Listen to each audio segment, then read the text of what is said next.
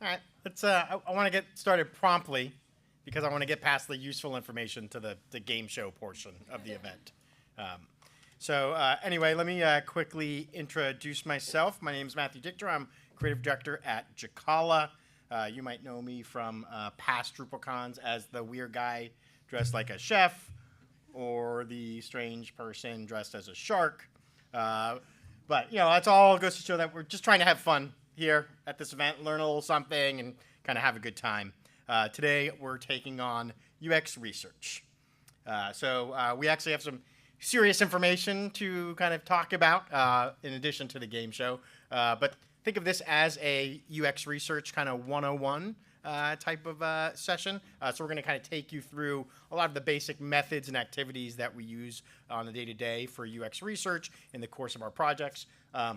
I'm going to make sure there's a copy of this deck available to you guys afterwards because there's some dense slides in there that I'm probably not going to get a chance to read through everything.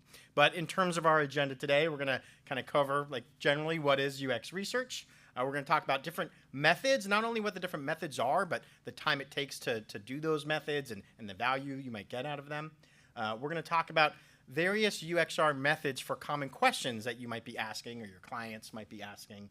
And then we'll talk about just some more common questions that people have generally about UX research and trying to, put that into practice in their own organizations. And then we'll wrap up with Family Feud. Hopefully we'll have time for a couple rounds of that. We already got some participants, but we're looking for a few more. So if anybody wants to volunteer for the end, that would be awesome. All right. So let's start off with the first section here. What is UX research? So we like to look at this kind of like in terms of a big metaphor here. So we're going to use kind of trying to get from point A to point B as an example. So when anyone is kind of engaging in UX research, they're kind of asking these kind of key questions, right? Where do we need to go and how will we get there? So we believe that a comprehensive understanding of users can only really be achieved through a mixed methods approach to research. So while data is very important, it's equally crucial to have user stories and be able to identify areas where design can have the greatest impact on the experiences or the changes that need to be made. So like when we think about it of like, you're trying to get somewhere, like you're going on a cross-country trip, right? Like I'm from Los Angeles, me getting to Atlanta, I could have done it many ways, right? I could have just follow the sunrise every morning because I know I need to get east, right? Like that's a way to get there. It's probably going to take me a really long time, but I'll probably hit a coast eventually, right? There is, a road atlas, which is great, right? A perfect exact map that's going to get me to point A to point B. I'm going to know the roads I need to take. But probably the best thing, the thing that we all use today is something like GPS or Google Maps, because you don't only want to know how I'm going to get from point A to point B, but you want to know like all the obstacles along the way. Are there road closures? Is there traffic? Are there other places that you want to avoid entirely, like on your journey? So that's what we're looking at when we think of like how UX research intersects with like where you want to go with your organization or your platform itself. In UX research, we follow a pretty rigorous process. That way we can ensure our design decisions are really data-driven, they align with user needs, and they lead to effective solutions. So let's talk a little bit about how UX research achieves this. One, identifying the correct issues, right? So oftentimes we have a hunch or an idea of like what might be not working in terms of a customer experience or a platform. But oftentimes, there are certain methods that we can use to really hone in on not just what those things are, but why they're happening, right? So through various research methodologies like interviews, surveys, usability testing, we gain pretty deep insights into our users' behaviors, their pain points, and their goals. And by listening to users, we can start to understand their needs. And we can accurately identify certain critical issues they face and be able to ensure that our efforts are focused on solving all the right problems. We also want to be able to offer the best solutions, right? So oftentimes, you might get trapped in relying on some assumptions or guesswork. UX research really empowers us to make those informed design decisions that we're looking to do because we're operating on concrete data and actual user feedback. And then lastly, we want to make sure we're using UXR to ensure effective implementation, right? validation testing through usability tests and otherwise, will allow us to actually put any proposed solution that we have to the test, right? So we will be able to ensure that whatever we start to implement before we invest $1, let's say, in an engineer coding something up, we have much higher confidence that whatever we are going to deliver is going to work for that end user. So ultimately, by adopting this data-driven approach with the qualitative information that we're getting from some of the UX research, that's going to be able to allow us to create products that not are only aesthetically pleasing, but generally meet those user expectations and needs and actually solve some real problems for those users. We like to think of research, the methods that you want to use are going to change over the course of your particular project or the maturity of your platform itself. So as we move through phases of our work, we employ different methodologies to help answer those key questions that are happening during that phase. So we're breaking these into 3 categories in this example: define, build, and scale. And so in the design phase of our redesign process, we employ a variety of methodologies to establish really a strong foundation for our design decisions. So part of this is in the form of expert reviews. So that's like having our design team and our content designers doing things like heuristic evaluations or competitive analysis. And that way we can assess the usability and user experience of a given product, but also look at that in the context of what your competitors might be doing. So by applying some of those established usability principles and analyzing those competitor offerings, we start to identify different strengths and weaknesses and areas for improvement. We also take a look at behavioral analysis. So behavioral analysis is kind of more of the information that you would find in things like heat maps or session recordings, ways that you can see in recordings of how people are moving through a given experience. And that way we can start to understand how users begin to interact with a site, and not just looking at Google Analytics and data numbers per se, but how someone's mouse is actually moving through an experience or how they're scrolling through a page. We also have qualitative generative research, and those methods are things like one-on-one interviews and focus groups.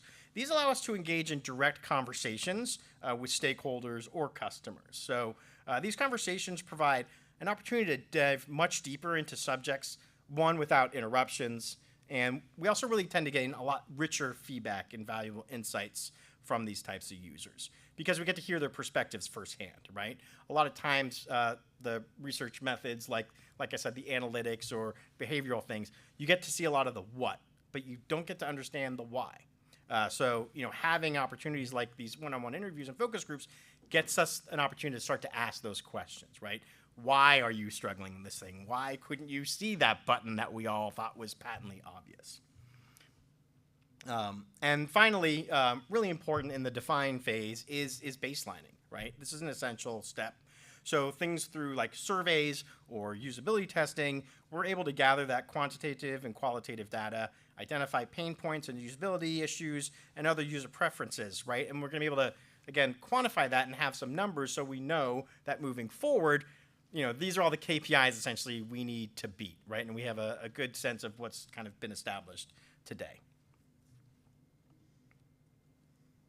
Next, we have the design phase. And in the design phase, rather than during the define phase, we're really capturing and trying to understand what's in the current state and where we want to take things. During the design phase, this is when we're trying to take those recommendations and really put them into some sort of new product or platform or design. And so what we're doing here is really using various forms of testing to help qualify some of the decisions we're making before we go down the wrong track. First, navigation testing usually starts to take center stage here. So through methods like card sorting, tree testing, and actually menu testing itself, we focus on being able to assess and improving the organization or structure of the system.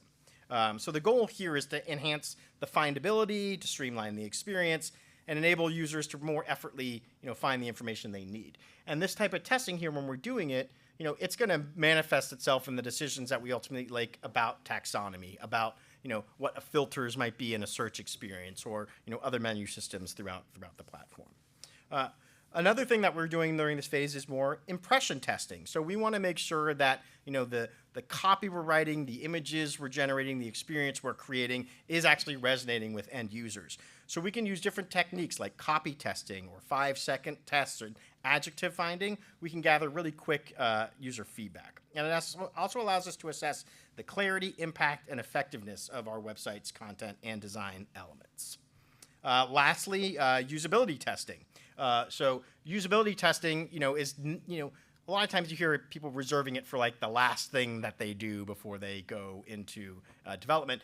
We actually encourage people to do usability testing as often as possible, only because, you want to make sure that as you move through an iterative, agile process, you're being able to roll in any user feedback that you might possibly get that's going to help you improve along the way. So this is especially true when we are kind of building more complex experiences.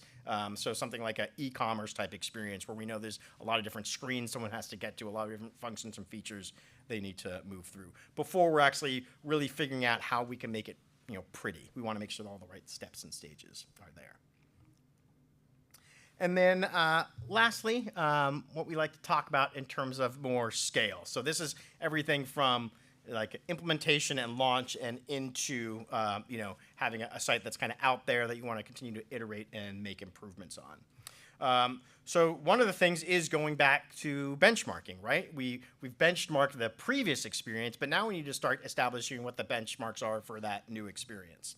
So that usually involves, additional surveys. Now you might have a more mature platform where you could do better behavior analysis, let's say, and you could start to continue to evaluate those user perceptions, those preferences, and behaviors.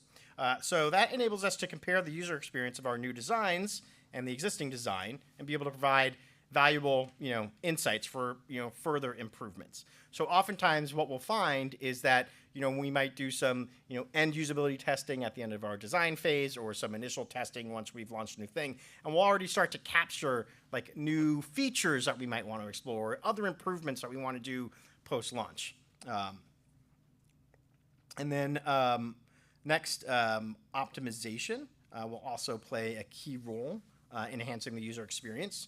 And so this is where we get into things like, A/B testing, further one-on-one interviews, focus groups, and that's really starting to uncover further user preferences and insights, right? So this isn't about we've launched something new, let's see if anything's broken. This is we've launched something new, now let's like find all the more interesting things we can start to layer on top of this experience. What are the new features that people might need? What are new technologies or best practices that are being socialized that we might need to start to incorporate? So in summary, we have benchmarking, validation, and optimization methodologies. And by using all those, we can confidently ensure that our design solutions are going to be effectively implemented and useful for the end users. So these research-driven approaches really allow us to refine designs, validate their effectiveness, and optimize the user experience to create products that delight users and meet their evolving expectations. So that's the big UXR 101. That's how we kind of go through, those kind of major phases. But, it can seem a little daunting to people. Actually, oftentimes, when we're talking to clients about, a new, platform redesign, let's say, UXR becomes one of those things that becomes tricky. And sometimes there's a concern about how much investment needs to be made into it. But, there's a lot you can accomplish with UXR without having to make necessarily a heavy investment. Yes, you can build a 1-year-long UXR program, right? And I'll get to that slide in a second. But there's also very effective things you could do within hours, within days, within a week, within a sprint. So I just want to kind of walk through some of those things with you guys. So first and foremost, we have the 1-hour categories, right? So things like a heuristic evaluation. It's very simple. This is just a set of criteria where you can use to assess a website's compliance within established usability principles. And so we do it on our end because it allows us to really rapidly identify key usability issues and allow us to make recommendations for improvement. This is definitely one of those things where if you're looking for quick wins in your organization, having someone, an expert, go through and do a heuristic evaluation is going to be really helpful. A competitive analysis, right? Your users are not using your platforms in a vacuum, right? They are using them in the context of other websites that they're visiting. You need to make sure that you understand like what those experiences are as well and how competitors are approaching their website experiences. Heat map analysis, another pretty simple one. You can probably do that in under an hour if you have the tools available on your website.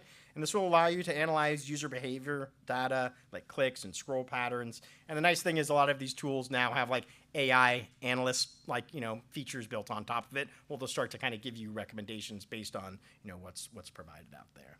So that's some quick and easy stuff that probably any organization could do. You don't need to hire an agency to go out and do that if you just are looking for kind of minor types improvements.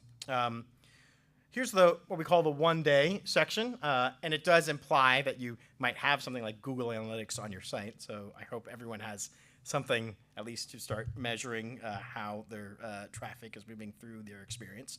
But one thing is first impression testing. So this is asking users to provide an initial reaction or thoughts on a design, layout, or messaging. So oftentimes we use this through like some sort of intercept, but you can also just do this simply through like an email campaign to your users or post a survey through social media. But it's just a way to kind of have a quick first impression of showing them an image or a mock-up or a comp or an idea and just getting user feedback for it. This is especially helpful if you're trying to arbitrate some disagreements maybe within your organization. You can take it to the community of judges that is your user out there.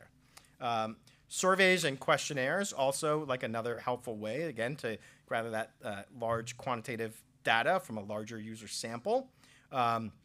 Again, depending on, it's probably easy to author a survey. It can start to get difficult to analyze it depending on how you're writing that survey, right? So if you're doing a lot of open form fields, allowing people to, have a lot of, analysis or input, that's going to be a lot harder to analyze than having something that's very quantitative where it's either multiple choice or people picking things on a scale where it can be easily, provided to you as like charts and data that's easy to kind of manipulate. But in terms of surveys and questions, deploying these are relatively easy. Again, it's as easy as having a Google form. Today, I wrote a Google form, talked to 100 people, and have analyzed that form beginning at 8 a.m. and it'll be the results of our Family Feud today. So again, perfect example of a one-day exercise. Also requires some caffeine. And then lastly, web traffic analysis. Hopefully this is something that you and your organizations are doing pretty regularly, but again, doesn't take much time to go through and look through the different data that's available in those systems. All right, in the 1 week, these are things that start to become a little bit more resource intensive. One is focus groups. Conducting interviews with a small group of users. We say this takes about a week because it takes time to plan and schedule. It takes time to get people into the interview, and it also takes time to analyze. Usually we're employing focus groups as part of a larger project. So oftentimes, we've done maybe the recruiting for that focus group in a different aspect of the project. But usually we put that more in that 1 week category. Card sorting is another activity. So card sorting is a way to help to kind of ask a larger group of people to start to identify and categorize information. So this is really helpful when you're struggling to, like, let's say, categorize, information on your website, like how you want to talk about your products or your services. Card sorting allows people to kind of be able to move their own cards and make their own groupings on like basic concepts. This also tends to take a week because it just takes time to invite the people in to these activities. You can do them virtually, but anytime you start to recruit like a wider audience, it does just ultimately take time to have those people kind of come in and perform the information. The nice thing about card sorting is though, unless you're doing open card, there's two forms of card sorting. So you have open card sorting, where you let all the participants essentially, create any categories they want. And then you have a closed card sorting, where essentially you have a set of categories and you want people to reshuffle things within it. So an open card sorting exercise will probably take a little longer to analyze because you're dealing with a lot more variety of kind of responses back. And then lastly, tree testing, again, trying to test and evaluate the effectiveness of the information architecture and navigation of a website. In tree testing, again, there are lots of systems out there. It's pretty easy to set these things up and deploy them. And the analysis is actually fairly easy because these systems also provide a lot of the data and reporting that are going to show you, the different trees that people are taking, what's effective, what's not. Again, the challenge in one of these activities, again, is the recruiting and the getting people to participate. Sometimes it takes a lot of cajoling or incentives to get people through these things. All right, so getting into one sprint. So these are things, I'm saying a sprint is 2 weeks here. I don't know if you guys are 2 week, 3 week sprinters, but this is like things that would probably take over the course of 2 weeks. A/B testing, again, this is, when we're talking about A/B testing, we're talking mostly about live testing on a website. I mentioned before preference testing. That's something that you can do more through like a survey or a questionnaire. When I'm talking about A/B testing, I'm like, we are launching, 2 variations of a web page and an experience, and we're sending 50% of the traffic to the different places. And once, we pick a winner, like that'll be like the new experience. A/B testing, we're saying it is going to probably occur over a sprint because there is a lot of work to be done, right? The pages need to be designed. They need to be implemented. They need to be put into the A/B testing platform, and then they need to have enough users or impressions to actually, make a choice that, carries some statistical significance. With usability testing, a lot of the same things. We might not be working on a live platform in that case, but we are still dealing perhaps with, prototypes and being able to, use either remote technologies where people can screen share and, then evaluate them. Again, with usability testing and also like user interviews, you aren't dealing with a live set of people who are just hitting a website. These are groups of people you actually have to recruit from either your customers or constituents or otherwise. So oftentimes, the recruiting and the planning of a usability test takes just as long to actually perform and analyze it. And lastly, same goes for user interviews. Again, very similar to usability testing, but in this case, it's probably more of a conversation and less poring over of like a specific prototype or experience. All right, now we're in the 1 month department.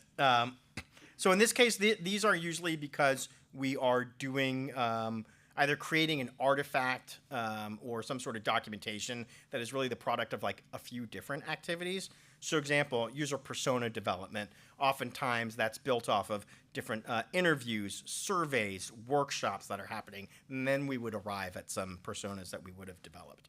Journey mapping is the same way, right? So now we've developed the personas. Now we're going to talk about how these different personas move through your experience or maybe move through your marketing funnel.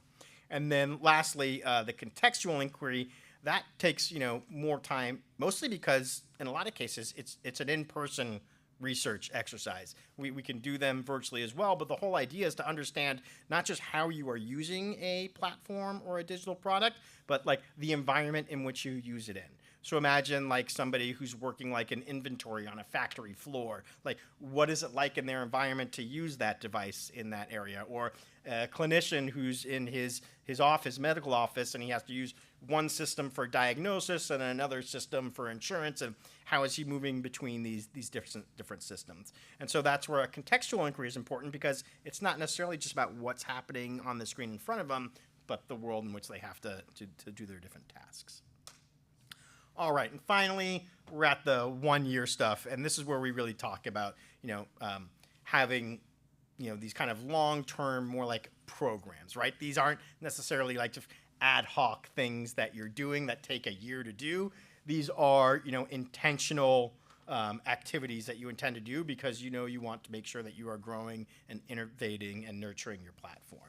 So ultimately, these are things like a user research program, right? I spoke a lot before about how recruiting can be like, one of the most difficult things in a lot of these activities.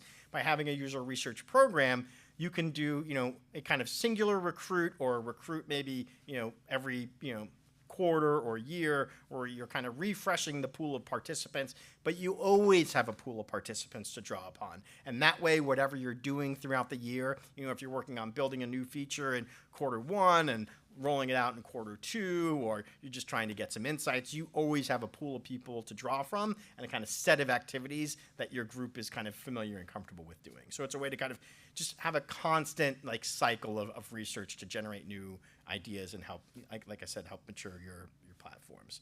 Obviously, there's just basic analytics and performance tracking. So, we have, organizations, putting these data platforms and tracking platforms in their experiences, but, making sure that there is a, group to, evaluate that stuff and look over that information. Oftentimes it can be a fire hose of information. It's even hard to kind of consume no matter what sort of Power BI or, visualization platform you could put it in. In fact, we oftentimes work with clients to more so even come up with more bespoke dashboards that'll help them interpret the analytics and data, that more aligns with their business itself.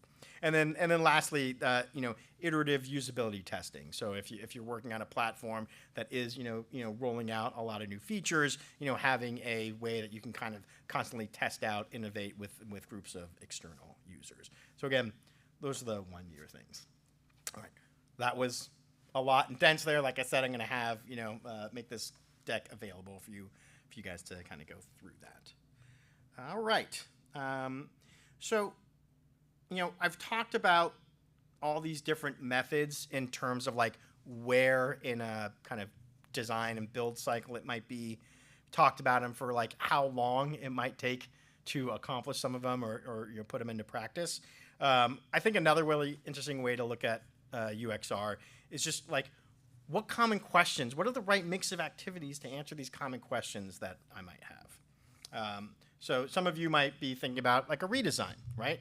We're planning a website redesign. We want to make sure it's user-friendly. We want it to be engaging, right? So how do we go about doing that? Well, we would employ things like surveys, right? Surveys would help us start to uncover what the current sentiment is about maybe the current experience, or start to kind of ask people, what they're looking for in a new experience.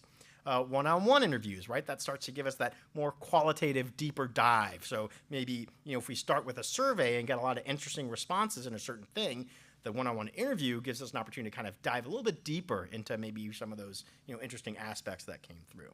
And then things like, card sorting, tree testing, menu navigation testing, and usability testing, all to help us maybe make sure that we're actually honing in on designing the right experience that's going to work best for everyone. Next category of things are what we're calling user behavior puzzles. This is where things aren't quite working on the site, but you're not exactly sure what those things are. So in this case, we like to use those deeper dive types of things. So one-on-one interviews, journey mapping, and current state usability testing. So all of those will give us different flavors of the insights into what may or may not be working for those people. Next, we have user feedback requests. So kind of essentially trying to mine your own platforms for insights, into what customers really want. So again, surveys, user interviews, focus groups, also kind of going back to, whatever you might have within your own systems, right? So if you have like a customer service or sales reps, using all those different sources to get the voice of the customer. Sometimes people want to understand how they stack up against their competitors. And this is where we do some of the things like I had mentioned before: competitive analysis, heuristic analysis, and comparative usability testing. So oftentimes we won't we'll not just take a participant through, our client's website and experience, but we'll also then have them take them through their direct competitor's website and experience and try and see if, what resonates or, is difficult in those. Customer satisfaction issues. So that's another thing that UX research can help you hone in on and identify. So perhaps reading negative reviews or high call volumes on the site, Sometimes that might be about the service or your experience, or it might even be because people can't get the thing done on the website that you wanted them to get done. So again, things like surveys, thematic analysis. If you have call lags, we can do like affinity mapping, focus group, one-on-one interviews, usability testing. We have navigation-related concerns, so kind of covered on that. Our website navigation structure is confusing, right? So a lot of different ways that we can get at that I mentioned already before. And then we have continuous maintenance and optimization. So, you want to be able to identify areas where you can optimize the experience on the website. Again, usability testing, one-on-one interviews, surveys, behavioral analysis, A/B testing, all great ways and things that you might want to consider like employing, as you go. All right. FAQs. So these are the questions we most often hear from the partners and clients that we're working with. So first and foremost, the big one, how long does a typical research project take? And of course, it depends, right? There's a lot of factors, such as the scope of the project, the different research methods involved, number of participants. So it's what we do early on is we work with project stakeholders and we really try to map out all the specific needs of the project and the timeline. I went through a lot of different ways that we determine like what activities and what methods we're going to use, but usually it's not until we have that conversation with the stakeholders to really figure out what their constraints and requirements are. Sometimes we would love to have all the one-on-one interviews, but they can't make their people available. Sometimes there's legal or regulatory stuff that we need to be mindful of. So oftentimes we are creating things like, research plans and recruiting plans to help us align with the client at the start of a project so everyone's on the same page as to how we're going to deliver all the research. People ask, what if we have a limited budget? Is it still worth it? Yes, absolutely, 100%. As I was saying, early on, especially on those 1 hour, 1 day activities, many of those activities can be performed on a limited budget by anybody, right? But investing in that research really allows you to identify and address usability issues early on. And so that's going to result in a lot of cost savings, by avoiding any design changes in the future, right? Things that could have been caught in a usability test, or even things that may have been confusing that could have been identified in like a card sorting exercise or a navigation testing exercise. So that's what we want to do. By intervening earlier, we're not making more costly mistakes down the line. We already have analytics data. Why do we need additional research? Well, like I was saying before, analytics does a great job at showing you what is happening, but often lacks the whole why behind it. And that's one of the things that UXR is really trying to give you is the why. So ultimately, when you do have, that quantitative data from analytics and you compare it with the qualitative data from UXR, you're going to have a really powerful story and a powerful set of information to make some key decisions on. This one we hear a lot. Well, we already know our users. Is this all really necessary? We believe so, because oftentimes you might have a good understanding of your users, but it's really important to consider the value of having like a systematic way of gathering data and insights. Oftentimes, we really imbue a lot of, biases that we don't even think of into any analysis that might be doing. And when we are really close to the work, like when we're in that organization, when we're having to convince like other members, other business units or other silos, sometimes just having a third party, objective voice is also, really helpful there. Shelf life. So we have questions of shelf life. Again, this is another kind of it depends one. Everything does kind of have a freshness date, for sure. Any findings are going to kind of have diminished value over time because circumstances change, businesses change, environment changes, technology changes. So, I would recommend that it's important to consider, the date on when that research may have been produced and try to understand the context in which it was collected in. And is research a one-time investment or an ongoing process? I would say it's probably both, right? I think you're going to be far more successful if you're doing ongoing research, but you should not let that prevent you from doing, one-time research activities. any data is better than no data, ultimately. And then measuring the ROI of research. Yeah, you can absolutely measure the ROI.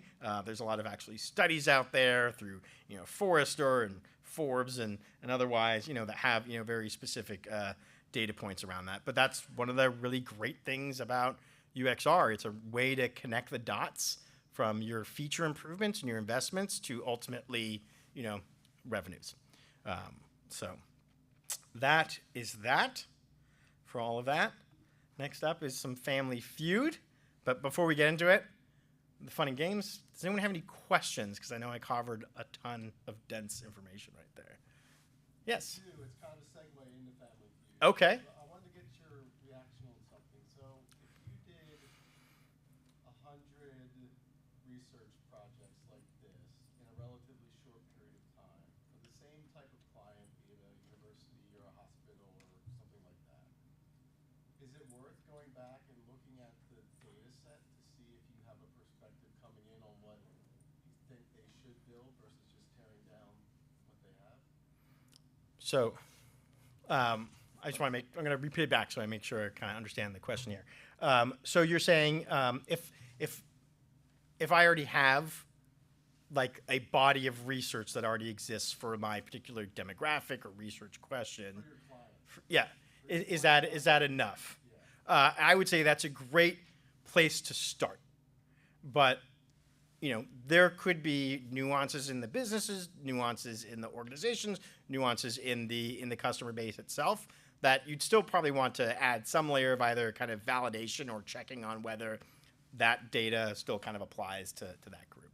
I mean, as an agency, as Drupal, would you want to look at the data from those previous research projects with clients to take them into a new project to see if that's something? Well, we have to be mindful of some of that because some of that is like proprietary information, right? So we can look at that in aggregate and share it in aggregate and trends and things like that. Yes, absolutely.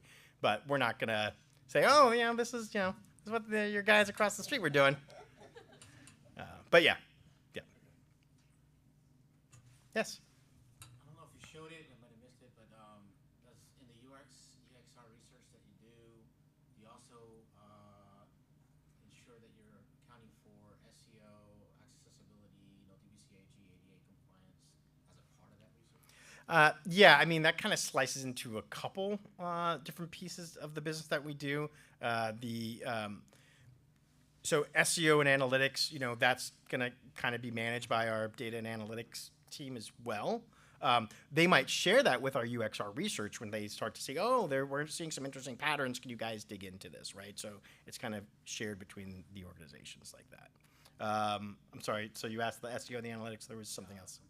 Oh, ADA compliance. So ADA compliance, again, that is something that would come up in a few different phases and areas of our work, right? We would identify any issues like through heuristic audits and other technical audits, that we would run, during baselining and defining. And then we'd also make sure, like throughout our design and implementation, that we are meeting, all the standards and best practices, around that. And again, we have both, manual tools and automated tools to help ensure that we're delivering that way. Yes? I'm curious how you find and incentivize your testers. Well, that's another, it depends. I wish I had a slide for it because, I have a theorem or a law. I call it Dichter's Law of Recruiting. And it essentially goes that the amount of people that you will recruit is inversely proportional to your confidence in your customers' willingness to participate in research.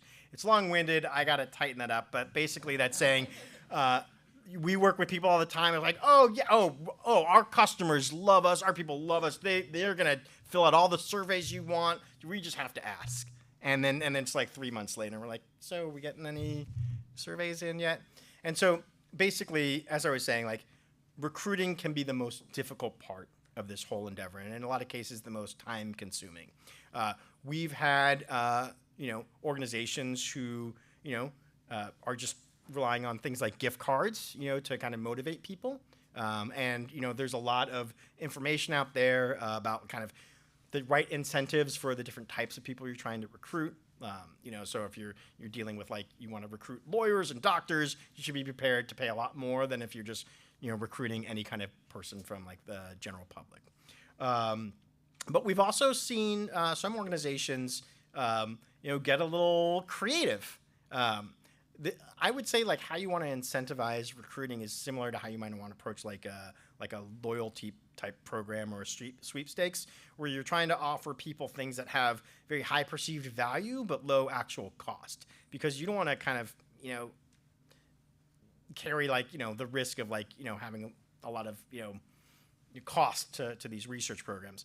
We had one group who was in the business of like hospital, hotel, and restaurant supply, and they were uncomfortable with giving out money, so instead they turned these mop buckets into gift baskets, and they took these mop buckets and they filled them with brushes and brooms and everything, and people were so excited about these mop buckets as like the incentive for doing research. I mean, it really depends. It can be difficult. Sometimes if you're like a direct-to-consumer brand or CPG, oftentimes it's a little easier. You have a wider set of consumers to go against. Or sometimes a lot of these larger organizations will even have customer panels. Like I was saying before, like if you have an ongoing research program, you should just probably have a pool of people ready to go at any given time. And then we've also seen a little bit more kind of guerrilla style activities to get people involved in programs, so kind of doing things more in person. I think in person is one of the best ways to recruit. Like I said, over the last 24 hours, they were able to get 100 in-person interviews.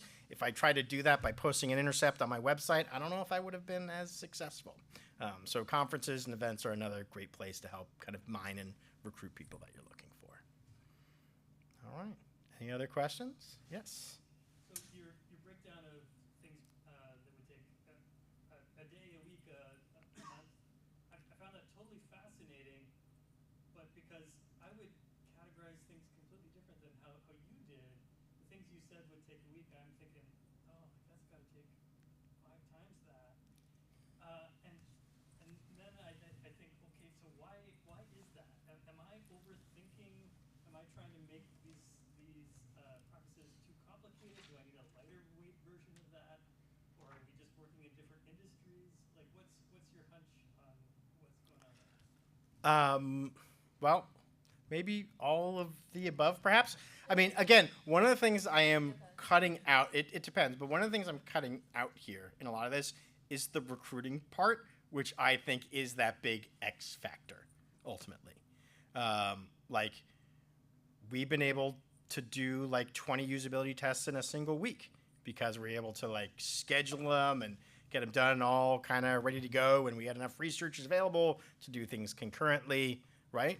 But we've also had 20 usability tests take 20 weeks, right? Because it was impossible to get people in the door, and people weren't available or whatever it might be. So again, I would say it really comes down to, I feel like, the participant pool as that kind of X factor in terms of the duration of a given project. Or like I said, some of those other things where it's really a result of like many different activities that roll up to that final delivery of what we're talking about. All right. Any last questions? No? It's time to play Family Feud! Give it up for Steve Harvey! I'm not Steve Harvey.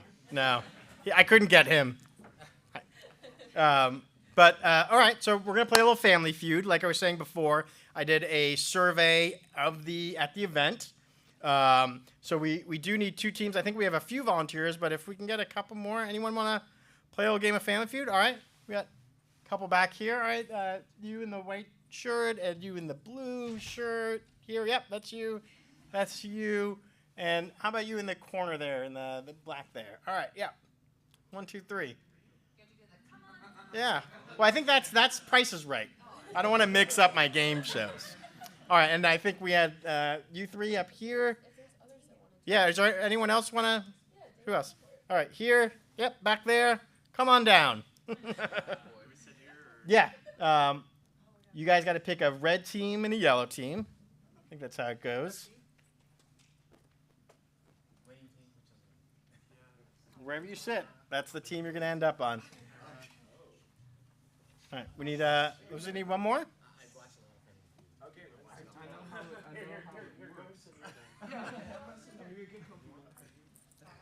Oh, you're assisting. Yeah.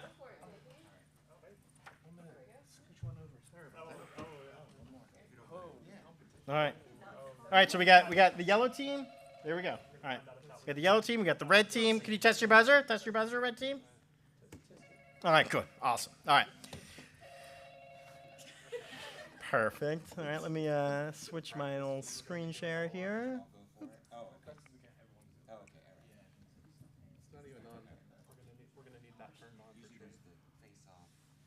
All right. Oh yeah, there we go.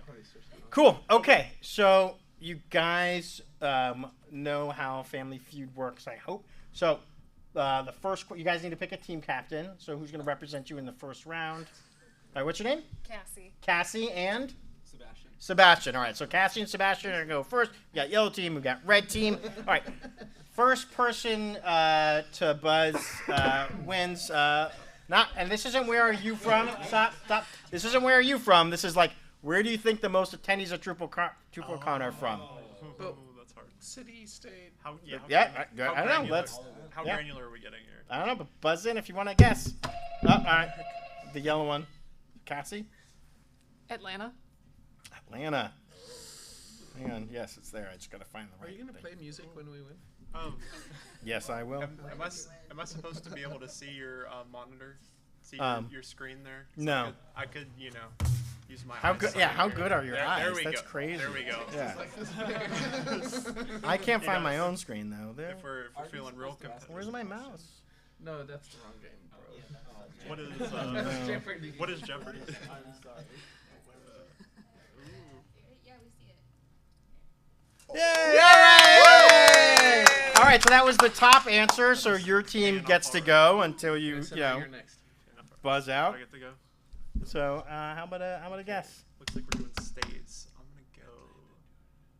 Let's go. Florida. Florida. All right. Let's go with New York. Oh. Hey, good answer. Good answer. Solid effort. All right. So yeah. Oh, I'm up. Mm-hmm. No pressure. Could probably go with stuff that has higher probability. North Carolina. No, I'm sorry. Put all the pressure on me here. Okay. We already said New York, right? Yeah. Let's see. Okay. Texas. Oh. Oh, I'm sorry, guys. All right. So for the steal, you guys can collaborate on the steal. Everybody's got to do the little. East Coast. Oh, I'm sorry. Yeah, I mean, these are tough. So Chicago, Midwest was a big one. We could have said Midwest. We got a lot of Canadians here. Yeah. Oh, Canada. California I was gonna say. and Tennessee. Representation from Tennessee was representing North hard Carolina, here. Like, forget Tennessee. All right. So, all right, before I jump the screen to the next category, you guys, I'm going to say it right away. So the next one is, what is the most popular post-conference drink? Oh, I missed who rang in first. We both sound the same. All right. It looked like, from my perspective, he'd get up first. Oh, I'm going to ask the front row. Why we let- Who buzzed in first?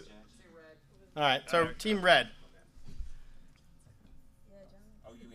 What's the question? The question is, hang on, let me jump This to is where the you screen. from. We've done that. No, before. Post. Oh no! Okay. Don't look. You guys All didn't right, see that. I saw nothing. I Okay. actually All right, did there see we one go. or two of those. Post conference drink. Cocktails. Cocktails. That's right. Oh, yeah. Yes. 37. 37. All right. So no, you guys got the top one, so you keep playing. Yeah. Post-conference drink. Post-conference drink. So spirits is beer, right? So Is that? Oh, was it that? wine. Is it that general? Wine it is. 8 people. Oh, let's go. Got 8 wine drinkers.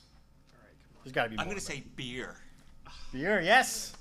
What other kind of drink? 24. Right. All right. We got 2 more. 2 more. Oh. They got it easier. Let's go water. All right. Water it is. Gotta hydrate. That's important. All right. So much beer during the conference. Tea. There it is. Let's go. All right, you guys swept it. Congratulations. All right. I mean, I blame him. coffee / soft drinks. Come on now. What drinks were not on the list? Okay. So this next one, team, get ready. I gotta ask the question first. though. Making sure the buzzer works. Yeah. Too, that's all. All right. So, what was the most common thing that people forgot to pack? I already buzzed. It's us. What is it? Extra socks. That's right, clothing and undergarments. Wow. And there was a lot of surprising undergarments that were not, that were forgotten. So, thankfully, we're like right next to a mall, so I think people are all right. All right. Yeah. So, do you guys want to steal? Or you can? We get to go. and Yeah, you get to Yeah. go. Yeah. I'm thinking computer. Computer. Toothbrush. That's charger. They get 3 seconds, right? I like charger. Let's go charger. Oh, chargers and adapters. I saw the mouse. Yeah. So it goes to the red team. But good guess, everybody. So the question is, what? Forget to pack. Okay. Yeah. Toothbrush. And the answer, yes, toiletries, meds, and grooming. That was a combined category. All right. What? Is it still our turn? Yeah. We've been going back and forth. No, I it's don't just- know. I don't know how it works. Toiletries are all one thing. That was gonna be what I was gonna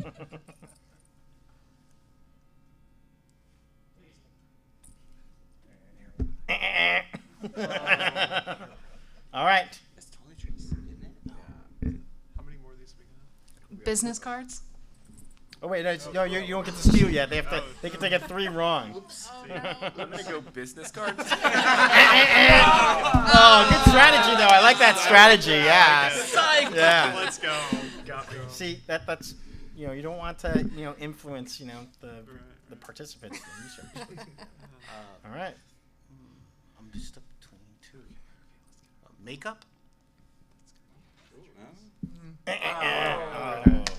forgot mine. All right. So you just need 1 to steal. What is the most common thing people said they forgot to pack? Okay, let's go for it. How about umbrella / raincoat? Yes, that was actually under travel accessories. So yes, good job. What was one? Yeah. But the number 1 answer, y'all are so confident here. Nothing. Nothing. We have some very professional DrupalCon drop. Another question that we did ask was like how many DrupalCon shirts you own, and it was really interesting the correlation between the nothings and the people who are like have been to a lot of these. Like they know what they're doing and getting themselves into. All right. So we got let's do one more. One final one. Showcase Showdown or whatever they call it. Future DrupalCon. Go. Which what buzz in someone. There we go. Where do you want DrupalCon to be? Where do people want DrupalCon to be in the future? Next one.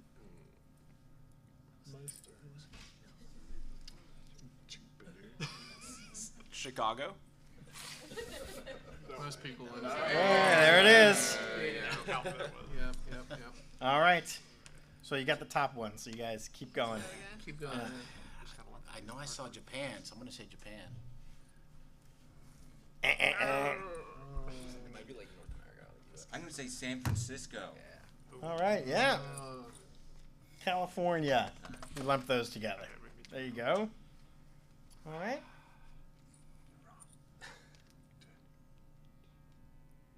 Seattle. No, did not make the cut. I'm sorry. Well, that's 2? Yeah. Oh, okay. Sorry. Yeah, no. Keep So keep me honest, please. Yeah. Sure. I'm going to say New York. Oh. All right. There's so many Canadians that maybe it's like Toronto. Did they get it wrong? No, not yet. They're still going. I am Oh, they're gonna still going? say Oh, okay. Boise, Idaho. That's Oh, wrong. thank you, sir. For the Not to steal, say that for the people steal. didn't. Not to say that people did not. I mean, there was a Boise mention. It just did not make the top 8. So, yeah. Okay, so we're gonna steal, right? You can try. Yeah. Well, What did you say? I like Toronto. I like There it is. Oh. All right. Indians. Good one. And other places people want to go: Florida, Yeah. Should have saved mine. Boston, New England, Boston.